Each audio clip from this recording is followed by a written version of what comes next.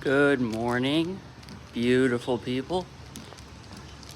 How is everybody today?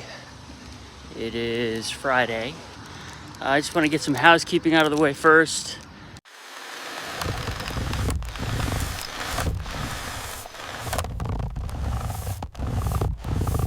You can go to Jacobs, the number 4, EP.com and click the little donation button.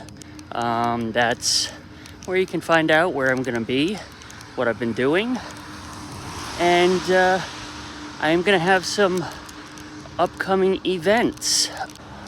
I will post that information as soon as I have it, because I'm looking forward to meeting any and all of you and answering your questions in person. Jacobs, the number 4, EP.com. Check it out. A bunch of good stuff up there. I'll post it on the socials and all those places too. All right, now that housekeeping is out of the way, let's get on to the actual chat. So, No Kings Rally. Big No Kings Rally. There's a lot of people there. All the speeches were well received. The march was fantastic. The energy was great. And it's a good start. That's what those events are. They energize everybody. But then we got to go do the work. Last night I was at the State House. I was presenting a bill on behalf of my union.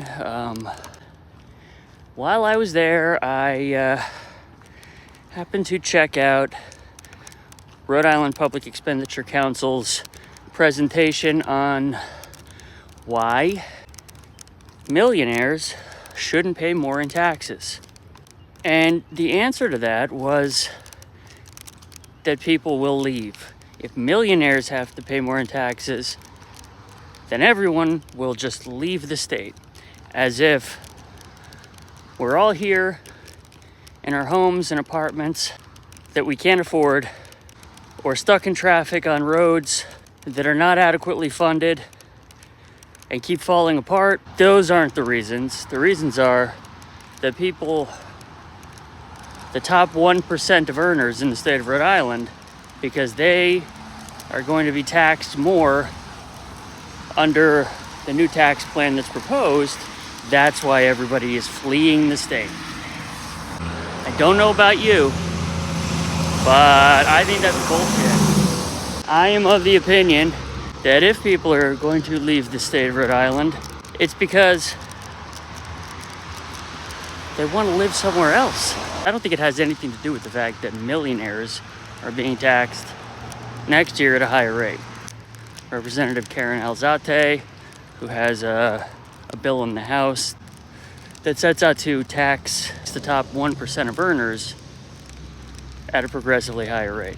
Michael DiBiase of Public Expenditure Council thinks that this will be the end of all of Rhode Island's economy until eventually Rhode Island just cracks off the coast of the United States and sinks into the ocean. That he thinks that's inevitable. Representative Tanzi, she asked Michael DiBiase a question about that. Okay, so if we're underfunded, based on the fact that we're not going to collect revenue from where the money is, what would you propose we cut? And he couldn't answer that question. Now, if that's the case, he doesn't know how to answer what we should cut. And he's of the opinion that we won't have to cut anything because overall revenue will be up. In the future, where does that leave people right now? Because this is the future to a past where folks like him and past legislatures have changed the tax code from what it was, which was a higher rate for top earners. And this is where people are now. People are hurting. Federal funding is cut. State funding, the budget's experiencing a shortfall. I don't know where they're getting their numbers either, because Massachusetts implemented a similar tax a few years ago They have more millionaires than they had before they implemented this tax. So it's not hurting the millionaires either. They're not leaving. I don't understand the logic of this. Why am I telling you all of this? I'm telling you all of this because my priorities are always with the working people. My priorities are with families. My priorities are with the people who are experiencing hardship and difficulty in their own lives right now, because I don't see that getting better unless things change.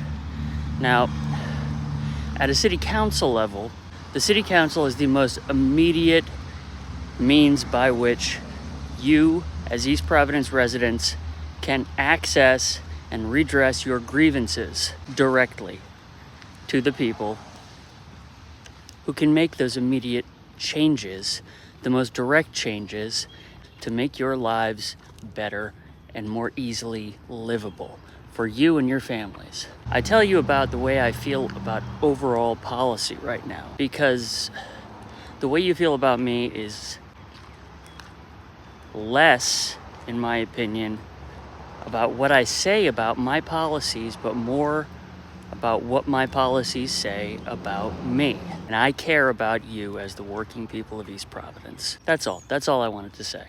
All right. I hope everybody has a great Friday. I hope everybody has a wonderful Easter for those who celebrate.